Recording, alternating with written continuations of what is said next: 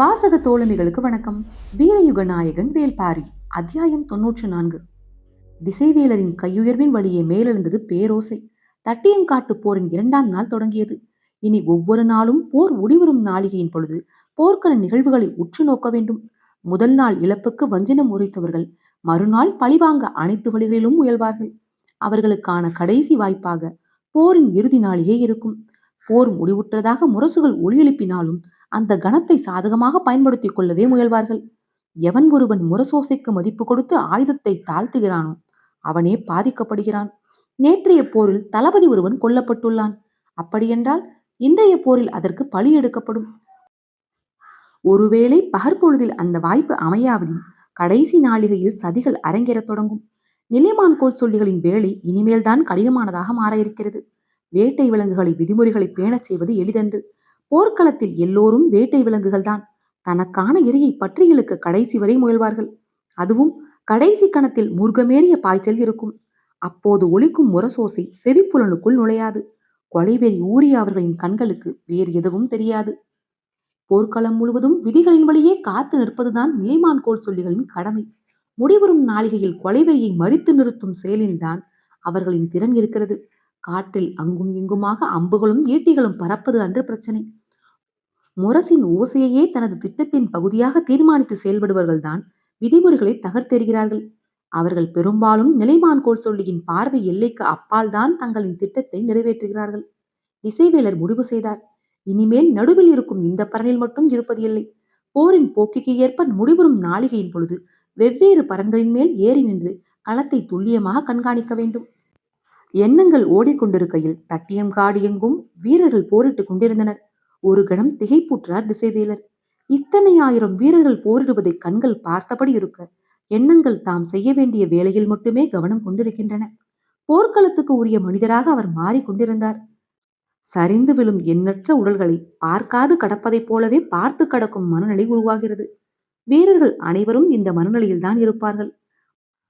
மரணத்தை மதிப்பற்ற ஒன்றாக கை கொண்டால் மட்டுமே போர்க்களத்துக்கு உரியவராக மாற முடியும். திசைவேலர் போர்க்களத்துக்கு உரியவராக மாறியிருந்தார்.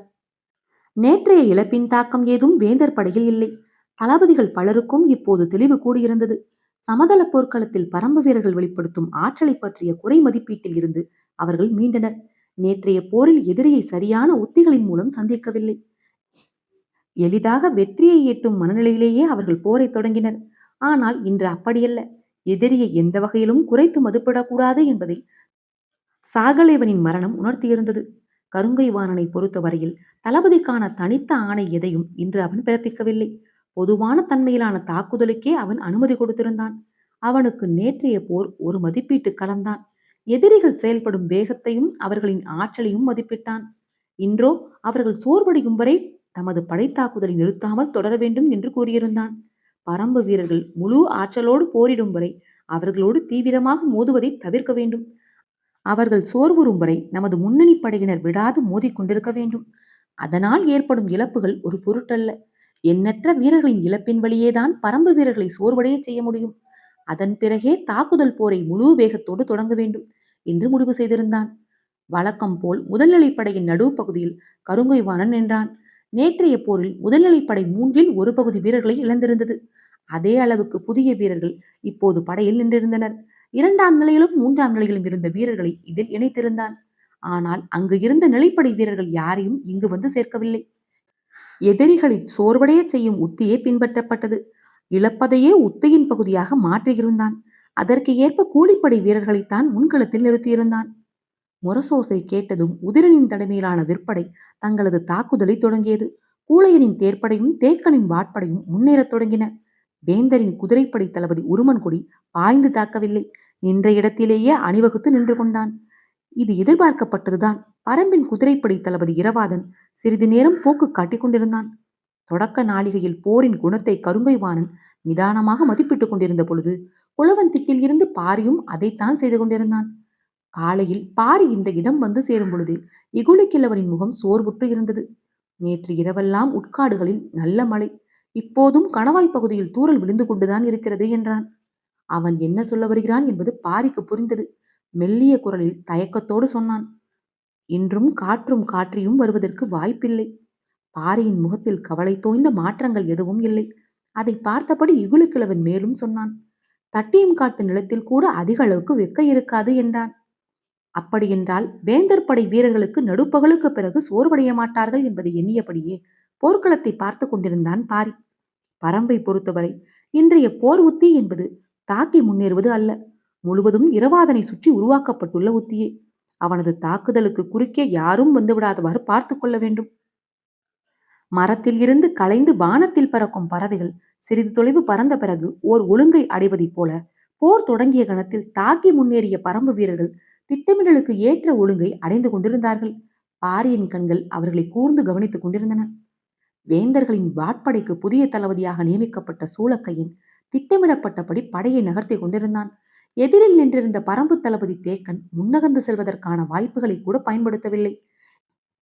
இன்றைய போரில் பரம்பு தளபதிகள் அனைவருக்கும் கொடுக்கப்பட்ட பணி இரவாதனுக்கு துணை செய்வதே. இரவாதன் தனது குதிரைப்படையை கொண்டு பெயரளவிலான தாக்குதலையே நடத்தி கொண்டிருந்தான். அவனது திட்டத்தை நடைமுறைப்படுத்த இருபுறமும் இருந்த பரம்பு தளபதிகளான உதிரனும் கூழையனும் குறிப்பிட்ட தொலைவு வரை முன்னேறி போக வேண்டியிருந்தது. அதை கணித்தபடியே இரவாதன் அங்கும் இங்குமாக அலைமோதி கொண்டிருந்தான். உருமன் கொடியோ தங்களின் குதிரைப்படை நிலை கொண்ட தாக்குதலை நடத்துவதால் என்ன செய்வது என்று புரியாமல் எதிரி திணறுகிறான் என நினைத்தான்.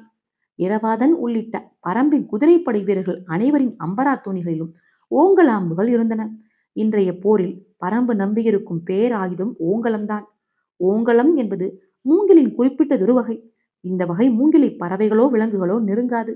ஓங்கலத்தின் தோகை அறுத்தாலோ கணு குத்தினாலோ விலங்குகளுக்கு மயக்கம் ஏற்படும். அதன் ஈக்கியில் கசியும் நீர் கன நேரத்தில் உயிரினங்களை கண் பார்வையை மங்கச் செய்யும். கருவுற்ற யானை ஓங்கலத்தின் தோகையை தின்றால் தின்றவுடன் கரு களையும். நாகத்தின் நஞ்சால் தாக்குண்ட விலங்கு மட்டும் ஓங்கலத்தை தேடி வந்து அதன் தோகைகளை வேக வேகமாக மென்று தின்னும். எதிர்குணம் கொண்ட நஞ்சு நாகத்தின் நஞ்சை செயலிழக்க செய்யும் என்பதால் விலங்குகள் இந்த மருந்தை கண்டறிந்துள்ளன. ஓங்கலத்துக்குள் நாகங்கள் நுழைவது இல்லை. நாகங்கள் அஞ்சும் நஞ்சு ஓங்கலத்தின் தோகை சுனைகள்தான். ஊர்ந்து செல்லும் பாம்பின் மீது தோகையின் விளிம்பில் உள்ள கூர்மனை கொண்ட சுனை பட்டால் போதும், பாம்பின் செதில்களுக்குள் சிக்கிக்கொள்ளும். பாம்பு அசைய அசைய அதன் செதில்களே சுனையை உடலுக்குள் செலுத்திவிடும். நாகம் நஞ்சால் செயலிழக்கும். வேந்தர்களின் குதிரைப்படை பாய்ந்து தாக்காமல் நிலை கொண்டு தாக்கும் உத்தியைத்தான் பின்பற்றும் என்று நேற்றிரவு வேங்கை மரத்திற்கில் பேசும் பொழுதே முடியன் கணித்தான். அவர்கள் முன்னேறி வந்து தாக்காமல் நிலை கொண்டு தாக்கும் உத்தியை பின்பற்றினால் வேந்தர்களின் குதிரைப்படையை எளிதில் வீழ்த்த முடியாது. அவர்கள் படையில் பெரும் எண்ணிக்கையில் குதிரைகள் இருக்கின்றன. அவற்றை வெகுவாக குறைத்தால் மட்டுமே மூஞ்சல் நகரை நோக்கி பயணிக்க முடியும். மூஞ்சலின் பாதுகாப்பை நொறுக்கி நீலனை மீட்க செய்ய வேண்டும் என்றால் முதலில் எதிரிகளின் குதிரைப்படையை குறைத்தாக வேண்டும். அதற்கு இருக்கும் ஒரே வாய்ப்பு ஓங்கலத்தை பயன்படுத்துதல் மட்டுமே. நேற்றிரவு வேங்கை மரத்திட்டில் ஓங்கலத்தை பயன்படுத்துவதற்கான முடிவை எடுத்தவுடன் செய்திகள் எல்லா இடங்களுக்கும் தெரிவிக்கப்பட்டன. இரவோடு இரவாக ஓங்கல மூங்கிலின் கட்டுகள் தலைச்சுமையாக இரளிமேட்டுக்கு வந்து சேரத் தொடங்கின. உடனடியாக அவை அம்புகளாக சீவப்பட்டு குதிரைப்படை வீரர்களின் அம்பரா துணிகளில் சொருகப்பட்டன. இரவாதன் தலைமையிலான குதிரைப்படை வீரர்கள் அனைவரின் அம்பரா துணிகளிலும் இப்போது ஓங்கல அம்புகள் இருக்கின்றன. ஆனால் அவற்றை யாரும் இன்னும் பயன்படுத்தவில்லை. மற்ற அம்புகளை பயன்படுத்தியே இங்கும் அங்குமாக அலைந்து கொண்டிருந்தனர். வேந்தர்களின் குதிரைப்படையின் இரு ஓரங்களிலும் இரவாதனின் குதிரைப்படை கடைசி வரை பாய்ந்து செல்வதற்கு வழியமைத்துக் கொடுக்க உதிரனும் கூழையனும் முன்னோக்கி சென்று கொண்டிருந்தனர். குறிப்பிட்ட பகுதியில் மட்டும் பரம்பு படை முன்னோக்கி வந்து கொண்டிருப்பதை கருங்கைவாணன் கவனித்துக் கொண்டுதான் இருந்தான். தங்கள் படையின் முன்கள வீரர்கள் பெரும் வலிமை கொண்டவர்கள் அல்ல. தனது திட்டப்படி அவர்கள் பலியாடுகளே.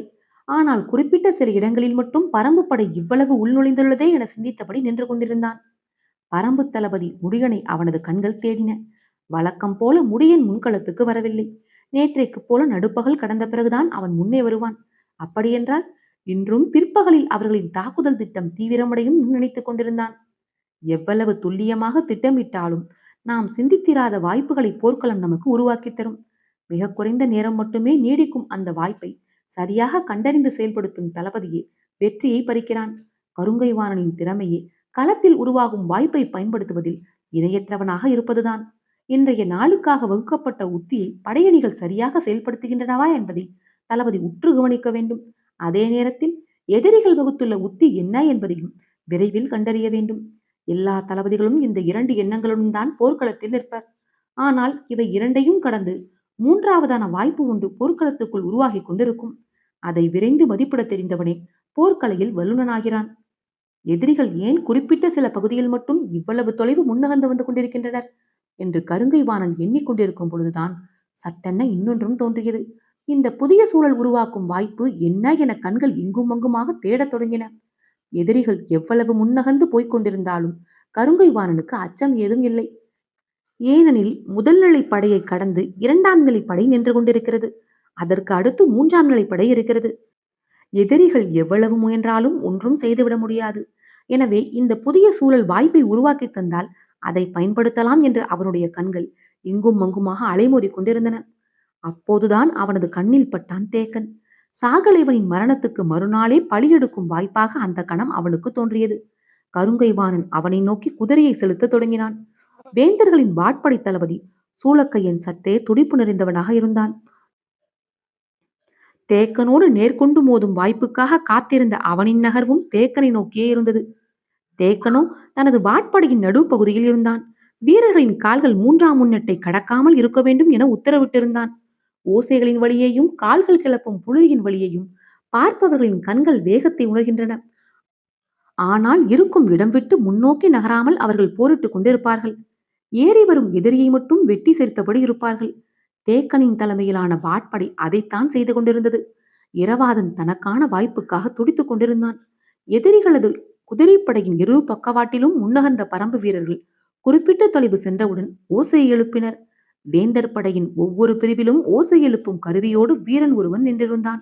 ஆனால் பரம்புக்கு அப்படியென்று போரிட்டுக் கொண்டிருக்கும் வீரர்களிலேயே கூவல் குடியினரும் இருந்தனர். எல்லையை தொட்ட பிறகு குறிப்பை அவர்கள் சீல்கை ஓசையின் வழியே கன நேரத்தில் கடத்தினர். அந்த ஓசைக்காகத்தான் இரவாதன் காத்திருந்தான். ஓசை கேட்ட மறுகணம் தனது உத்தரவை படை முழுமைக்கும் வழங்கினான். இரவாதனின் குதிரைப்படை கண்ணிமைக்கும் நேரத்தில் பல கூறுகளாக பிரிந்தது. எதிரியின் குதிரைப்படையில் நிற்கும் குதிரைகளை முதலில் இருந்து கடைசி வரை இடைவெளி விடாமல் துல்லியமாக தாக்கும் திட்டத்தை செயல்படுத்த தொடங்கியது. திடீர் என இவர்கள் ஏன் இவ்வளவு கோபம் கொள்கின்றனர் என்று உருமன்குடிக்கு புரியவில்லை.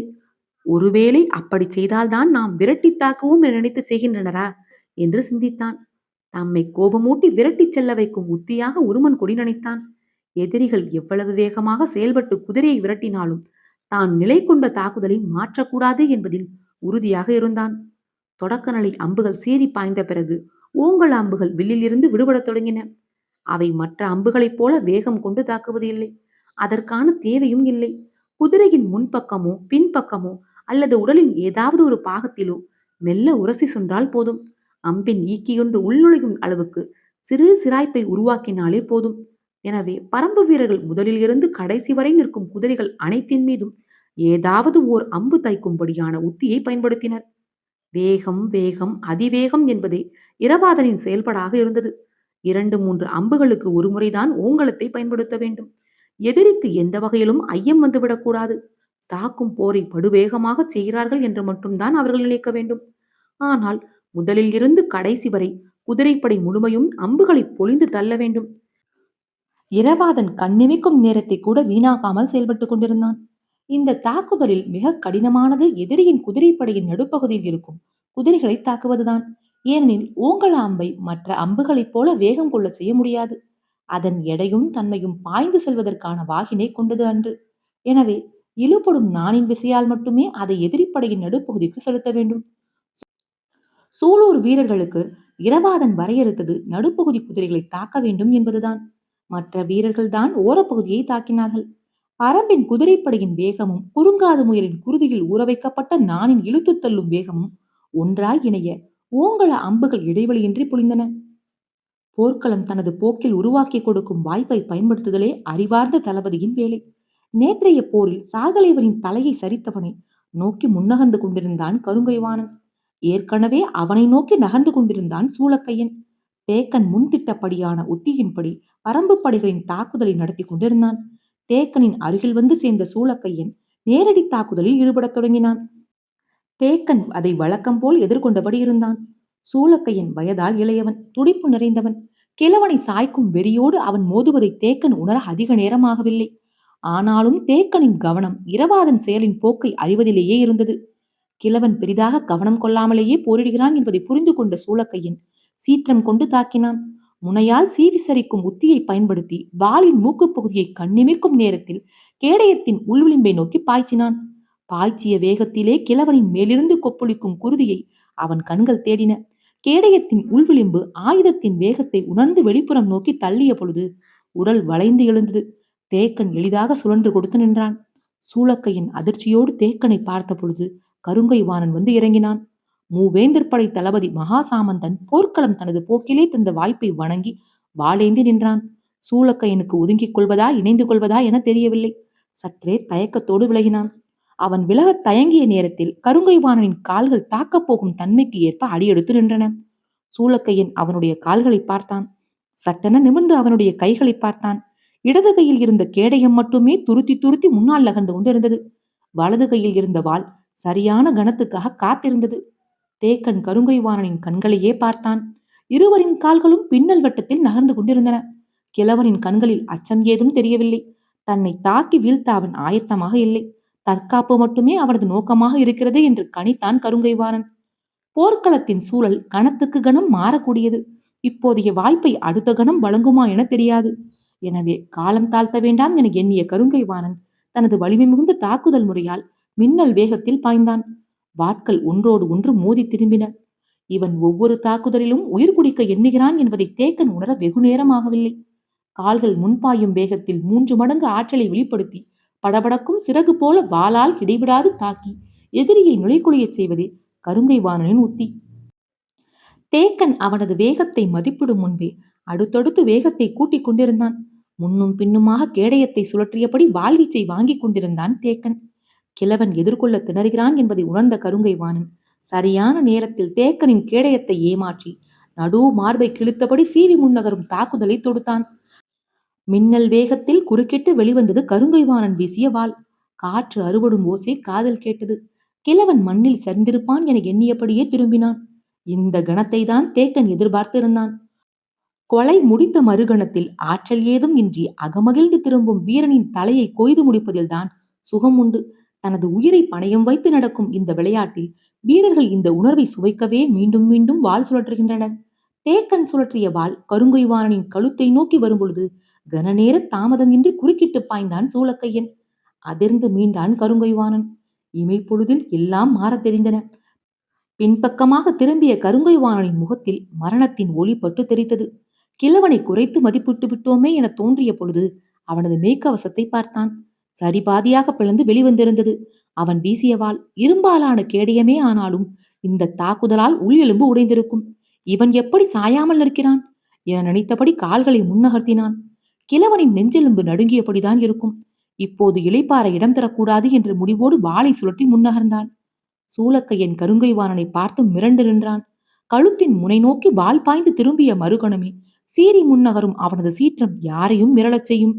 இருவரும் கால்களை பின்வழிவு போட்டு நகர்த்தி தேவையான இடைவெளியை உருவாக்கி கொண்டனர். இருவருக்கும் மிக அருகில் மரணம் வந்து போயுள்ளது. ஆனாலும் இருவரும் அதை பொருட்படுத்தவே இல்லை. சூளக்கையன் மிரட்சி குறையாமல் பார்த்து கொண்டிருந்தான். கிழவன் வழியை உணர்ந்து நிற்கிறானா இல்லை வாய்ப்பை கணித்து நிற்கிறானா என்பதை கருங்கை வாணனால் கணிக்க முடியவில்லை. ஆனால் நேற்றைய போரில் சாகலைவன் எப்படி வெட்டி சரிக்கப்பட்டான் என்பதை உணர முடிந்தது. கிழவனை பழியெடுக்காமல் இந்த இடம் விட்டு நகரக்கூடாது என மனம் உறுதி கொண்டது. வாளின் பிடியை விரல்கள் இறுக்கிக் கொண்டிருந்தன. கால்கள் வீசி முன்னகர ஆயத்தமாயின. வெறி கொண்டு தாக்கப் போகும் அந்த கணத்தை கணித்தபடி சிற்றலையென அசைந்து கொண்டிருந்தான். அப்போதுதான் போர்க்களத்தின் இடதுபுறம் இருந்து நீர்சங்கின் ஓசை கேட்டது. அதிர்ந்து திரும்பினான் கருங்கை வாணன். உருமன் கொடியின் குதிரைப்படை வெளிப்படுத்தும் ஓசை இது. என்ன ஆனது அங்கு என சிந்தனை மோதி புரண்டது. தடுமாறி திரும்பின கருங்கை வாணனின் கண்கள். நிலைமையை உணர்ந்து சூளக்கையன் உள்ளிறங்கினான். வழியின்றி கருங்கை வாணன் வெளியேறினான். கிழவன் அடுத்தவனை எதிர்கொள்ள ஆயத்தமானான். உருமன்கொடி இன்று காலையில் இருந்து நிலை கொண்ட தாக்குதலையே நடத்தி வந்தான். கருமணலும் ஈக்கிமணலும் இருக்கும் போர்க்களத்தில் குதிரைகளை பாயவிட வேண்டாம் என்று முடிவெடுத்ததால் படையை நிலை கொள்ள மட்டுமே செய்திருந்தான். எதிரிகள் தங்களின் நிலையை குலைத்து பாய்ந்து தாக்கும் போர் முறைக்கு இழுக்க முயல்கின்றனர் என்பதை கணித்தவாறே நின்று தாங்கிக் கொண்டிருந்தான். நெடுநேரத்திற்கு பிறகு அவர்கள் வேகம் கொண்டு பக்கவாட்டில் இருந்து தாக்கியபடி விரைந்து கொண்டிருந்தனர். ஆனால் அந்த தாக்குதல் வீறு கொண்டது அன்று. போக்கு காட்டி திசை திருப்பும் தாக்குதலே. உருமன் கொடி எதிரிகளின் எந்த ஒரு முயற்சிக்கும் இரையாவது இல்லை என்ற விழிப்போடு இருந்தான். எதிரிகளின் செயலை கவனித்தபடி குதிரையை மெல்ல நகர்த்தி கொண்டிருந்தான். அப்போது அவனது குதிரை போய் வலதுபுறம் இருந்த குதிரையின் மீது மோதியது.